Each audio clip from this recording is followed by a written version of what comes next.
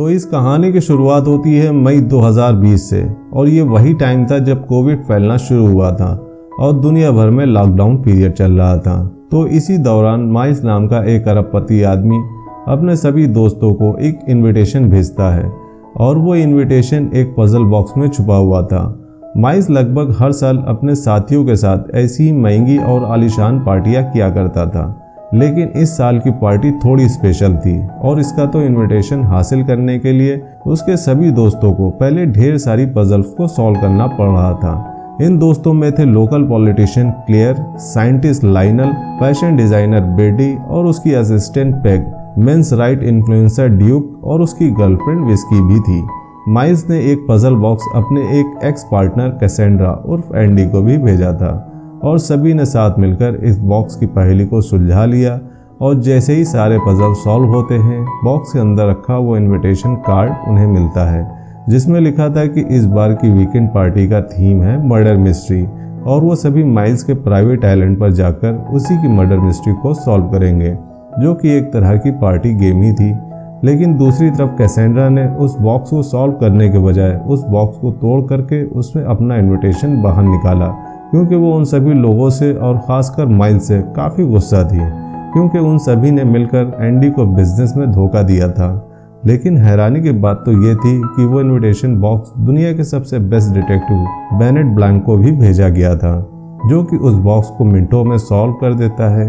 इसके बाद ये सभी लोग उसी इनविटेशन कार्ड में दिए हुए इंस्ट्रक्शन को फॉलो करते हुए सीधा माइल्स के प्राइवेट आइलैंड की ओर निकल पड़ते हैं, जहां सभी लोग इस पार्टी में ब्लैंक और खासकर एंडी को देखकर काफ़ी हैरान हो जाते हैं, क्योंकि हाल ही में एंडी ने उन सब से बातें करना बंद कर दिया था। असल में एंडी को माइल्स ने उसकी ही कंपनी से धोखा देकर बाहर निकलवा दिया था, वो भी बिना कोई पैसा दिए, और साथ ही इस काम को करने के लिए उन सभी लोगों ने माइल्स का साथ दिया था। इसके बाद वो सभी उसी प्राइवेट आइलैंड पर पहुंचते हैं, जहां माइल्स उन सबको अपने आलीशान महल ग्लास ओनियन में लेकर जाता है, जिसका नाम उसने उस बार पर रखा था जहां ये सभी कई सालों पहले मिला करते थे। इसके बाद उन सबको अपने अपने रूम में भेजकर माइल्स ब्लैंक से अकेले में बात करने चला जाता है, क्योंकि वो भी उसे इस आइलैंड पर देखकर बाकियों की तरह कंफ्यूज था। और तब हमें पता चलता है कि माइल्स ने डिटेक्टिव ब्लैंक को कोई भी इनविटेशन नहीं भेजा था और शायद किसी ने माइल्स की टांग खींचने के लिए अपने पजल बॉक्स को रीसेट करके ब्लैंक के घर भिजवा दिया था, ताकि डिटेक्टिव ब्लैंक माइल्स की मर्डर मिस्ट्री सॉल्व करने में सबकी मदद कर सके। अब ये सुनकर माइल्स और भी ज़्यादा एक्साइटेड हो जाता है और ब्लैंक को उसकी पार्टी ज्वाइन करने के लिए इनविटेशन देता है। इसके बाद हम देखते हैं कि उस आइलैंड पर आने के कुछ देर बाद ही ब्लैंक समझ गया था कि यहाँ आया हर एक गेस्ट अपनी अलग खिचड़ी पका रहा था। इसके बाद वो चुपके से सब पर अपनी कड़ी नज़र रखने लगता है। इसके बाद ब्लैंक उन सब के साथ पार्टी एंजॉय कर रहा था कि तभी माइल्स ब्लैंक के सामने अपनी अल्फा कंपनी की डींगे मारना शुरू कर देता है कि कैसे उन सभी ने मिलकर उस कंपनी को मल्टी बिलियन डॉलर कंपनी बनाने में माइल्स की मदद की। पर कुछ ही देर में एंडी वहां आ जाती है और उनकी ये सारी पोल खोल देती है और सबके सामने ये बोल देती है कि वो सब यहाँ माइल्स के तलवे चाटने आए हैं और उन सबको बस उसके पैसे और पावर से प्यार है। खैर, अब कुछ ही देर में माइल्स वो मर्डर मिस्ट्री गेम शुरू करने ही वाला था, लेकिन उससे पहले माइल्स सबको बताता है कि उसने ओरिजिनल मोनालिसा की पेंटिंग रेंट पर ली हुई थी और वो भी सिर्फ इसलिए ताकि वो अपने पैसे और पावर का शो ऑफ कर सके। साथ ही वो पेंटिंग एक ग्लास के केस में रखी हुई थी जिसका सिक्योरिटी सिस्टम बहुत ही तेज था, लेकिन माइल्स ने उस सिस्टम को भी बाईपास कर रखा था। साथ ही माइल्स उन्हें यह भी बताता है कि अगले हफ्ते के लिए उसने दुनिया भर के बड़े पॉलिटिशियन को अपने ग्लास ओनियन आइलैंड पर आने का इनविटेशन दिया है, जहां वो क्लियर नाम का एक हाइड्रोजन बेस्ड फ्यूल सबके सामने पेश करेगा। और उन्हें यह भी बताता है कि बिल्डिंग भी असल में इसी क्लियर नाम के फ्यूल से चल रही है। लेकिन ये सब सुनकर क्लियर और लाइनल बहुत गुस्सा हो जाते हैं, क्योंकि उन्होंने अभी तक इस फ्यूल को टेस्ट नहीं किया था और वो नहीं जानते थे कि फ्यूल सेफ है भी या नहीं।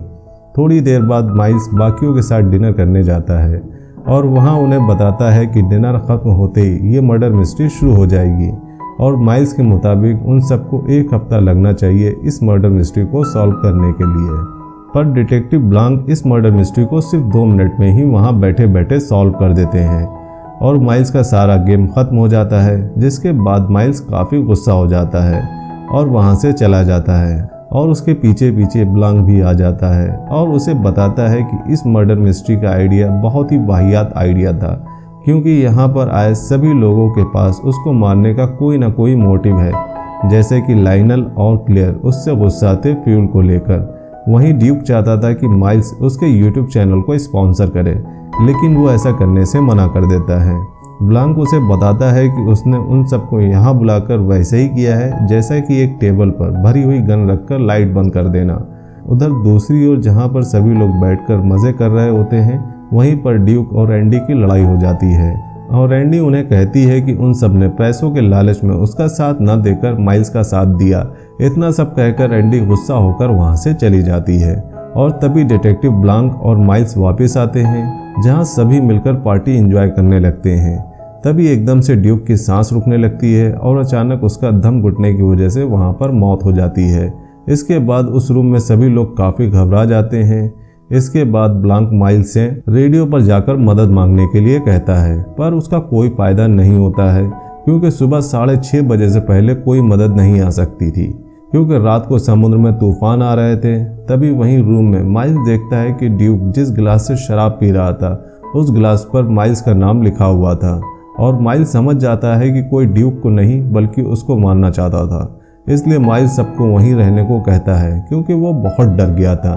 तभी माइल्स देखता है कि ड्यूक की गन भी वहाँ से गायब है और ड्यूक अपनी गन के बिना कहीं भी नहीं जाता था। तो इसका मतलब ये था कि किसी ने ड्यूक की गन चुरा ली है और उस घर में एक ऐसा हत्यारा घूम रहा है जिसके पास वो गन है। इसके बाद विस्की ब्लांक को बताती है कि हो न हो एंडी ही माइल्स को मारना चाह रही होगी, क्योंकि कुछ ही समय पहले उनका झगड़ा भी हुआ था और शायद उसने ही उसकी शराब में कुछ मिला दिया होगा, जो कि गलती से ड्यूक ने पी ली। इसके बाद वो सभी लोग एंडी को ढूंढना शुरू कर देते हैं और जैसे ही ब्लांक को एंडी मिलती है तभी वहाँ कोई पीछे से गोली चला देता है और वो गोली सीधे जाकर एंडी को लगती है, जिसके बाद उसकी वहीं पर मौत हो जाती है।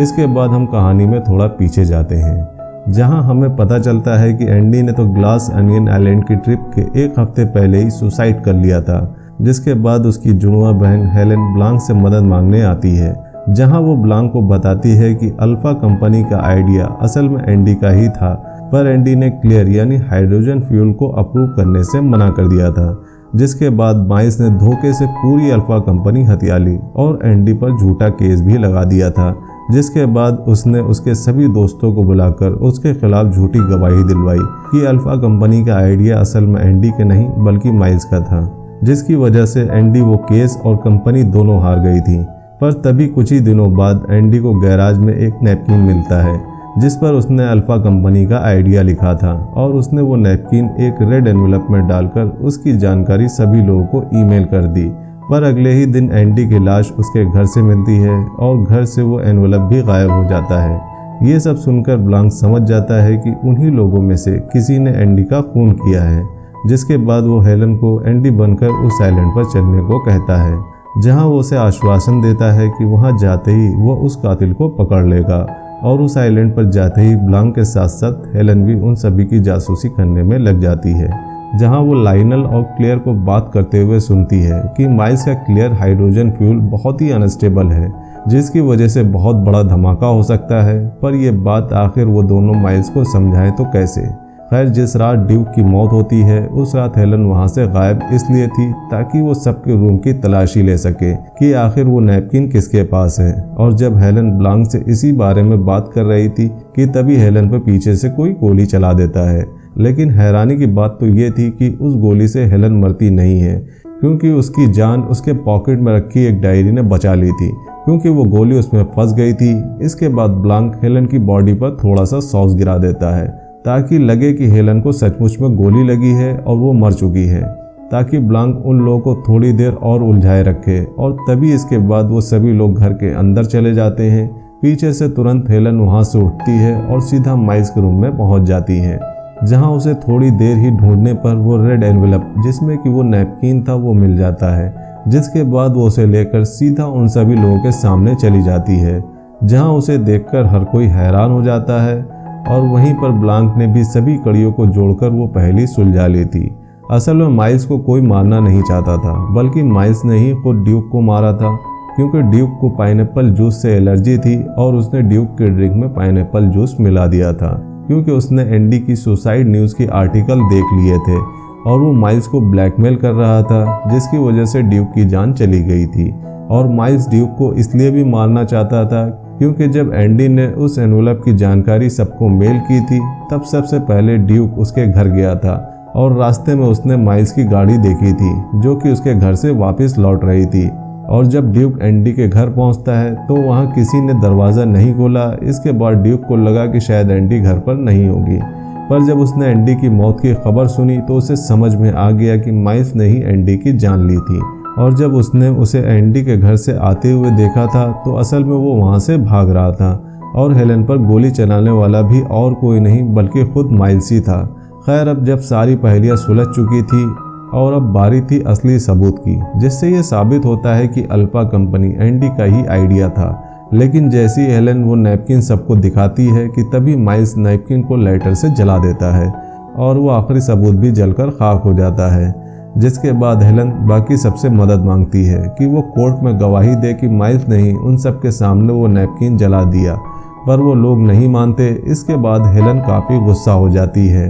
और वो उसके घर में हर चीज़ तोड़ने फोड़ने लगती है और मौका देखते ही उस कमरे में आग लगा देती है। और तभी हेलन उस आग में हाइड्रोजन फ्यूल क्लियर का टुकड़ा भी फेंक देती है, जिससे कि पूरे ग्लास अनियन बिल्डिंग में एक बड़ा सा धमाका होता है और चारों तरफ आग लग जाती है, जिसकी वजह से असली मोनालिसा की पेंटिंग भी जलकर खाक हो जाती है। अब माइल्स के पास कुछ भी नहीं बचा था, ना उसका ग्लास अनियन वाला आइलैंड, ना मोनालिसा की पेंटिंग और ना ही कोई क्लियर हाइड्रोजन फ्यूल जिससे वो दुनिया बदलना चाहता था। और माइल्स को हारा हुआ देखकर बाकी सभी लोग भी उसके खिलाफ गवाही देने के लिए तैयार हो जाते हैं और तभी वहाँ पुलिस भी आ जाती है, जिसके बाद ब्लांक और हेलन वापस चले जाते हैं। तो ये थी ग्लास अनियन फिल्म की सारी कहानी। आपको ये कहानी कैसी लगी हमें कमेंट में ज़रूर बताइएगा। अगर मूवी का एक्सप्लेनेशन पसंद आया हो तो वीडियो को लाइक करिएगा और चैनल को सपोर्ट करने के लिए सब्सक्राइब करिएगा, ताकि हम आपके लिए ऐसे इंटरेस्टिंग मूवीज़ के एक्सप्लेनेशन लाते रहें। मिलते हैं नेक्स्ट मूवी एक्सप्लेनेशन वीडियो में, तब तक के लिए